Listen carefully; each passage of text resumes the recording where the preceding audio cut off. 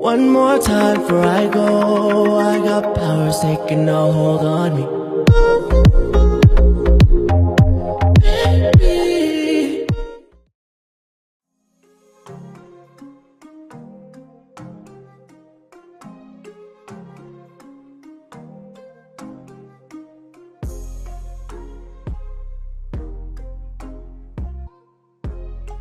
Je vais appliquer mon highlight et mon contour en accéléré. De toute façon, les produits se trouvent dans la barre à infos. Allez vraiment voir, il y a plein d'infos dans la description.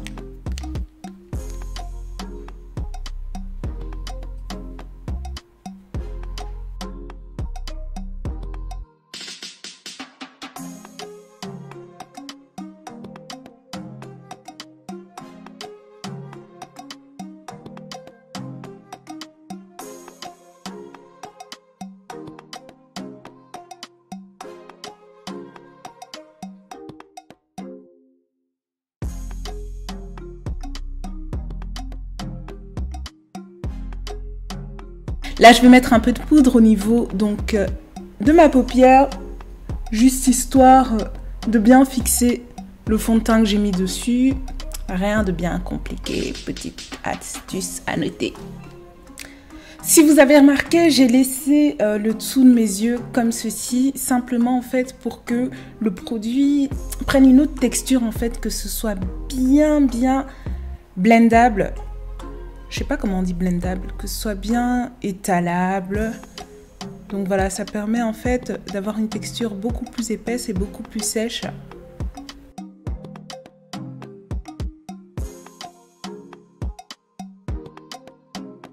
On va commencer les yeux avec cette palette qui a fait la guerre, faites pas attention. Mais du coup, je vais prendre un mélange entre ce fard là et celui-ci. Donc c'est un marron neutre et un marron chaud.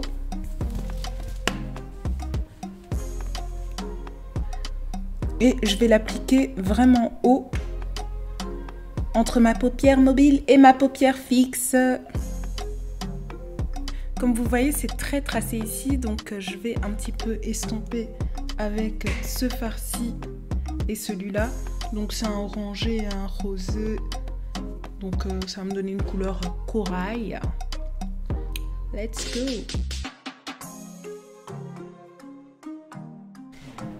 Voilà ma base que je vous présente plus de chez P. Louise. Je vous recommande d'utiliser un petit pinceau plat avec le bord arrondi et alors de faire des petits repères comme ceci avant de tracer la ligne quoi. Alors si vous voyez bien, je suis montée un petit peu au-dessus de ma paupière naturelle. Donc ma paupière naturelle elle s'arrête là et je suis montée plus haut pour vraiment agrandir le regard.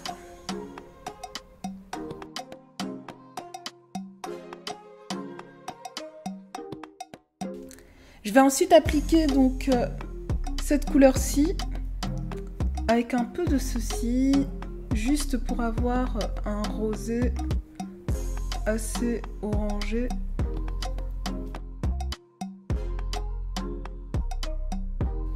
Je trouve la couleur un peu foncée. Donc je vais rajouter un petit peu de rose pâle. Voilà. C'est ce que je voulais au niveau couleur. Donc mélange de 3 couleurs pour avoir une seule.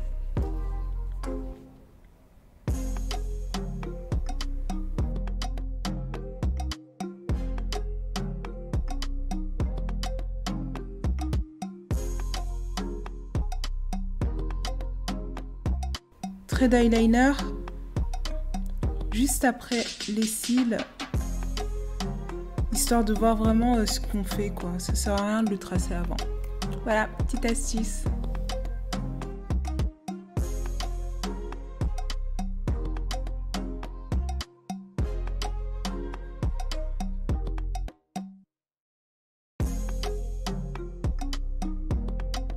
Voilà, les yeux sont terminés. Je suis en train de mettre un petit peu de poudre pour fixer le tout. Et je le fais vraiment à la toute fin, histoire que mon look soit pas trop poudreux. Parce que si vous mettez le reste de votre visage à bac, donc avec des poudres qui restent longtemps, vous allez avoir un effet plâtreux. Et c'est vraiment pas ce qu'on recherche, évidemment. Alors ensuite, je vais simplement enlever les poudres de baking.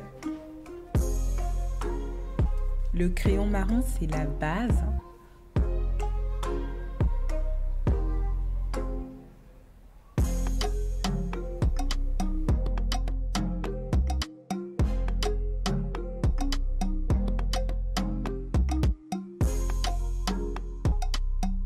Je reviens par-dessus mon crayon marron avec un crayon rouge bordeaux pour casser un petit peu le côté neutre et chaud du marron.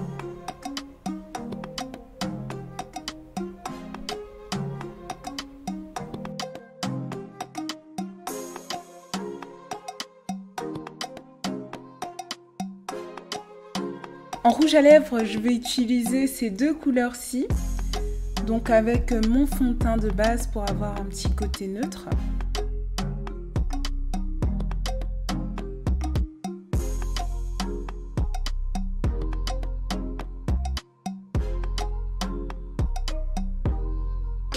On va mettre un peu d'épices avec un peu de gloss. Le look il est déjà bien, vous pouvez vous arrêter là, mais j'ai envie d'ajouter un petit côté gloss.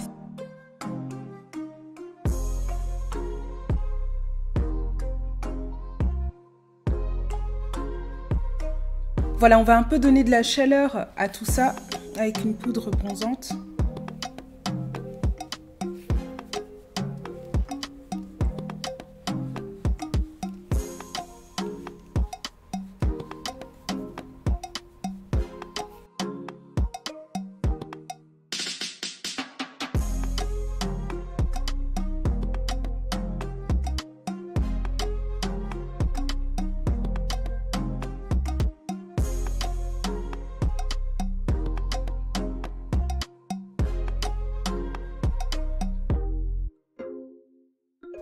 Voilà mon petit mix de highlight.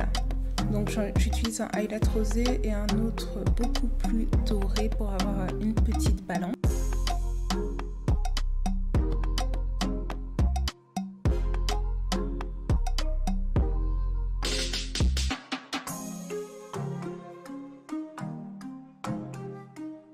Attention, c'est pas fini.